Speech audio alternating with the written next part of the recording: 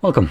In front of me is a Motorola Edge 50 Ultra, and today I'll show you how you can insert SIM card into this phone.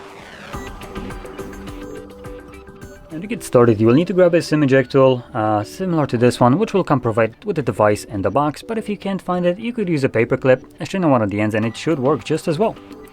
Once you have either one of those, you can then pop out the tray, which is located at the bottom of the phone, right over here. Now you might have a couple places where you might want to insert this little tool.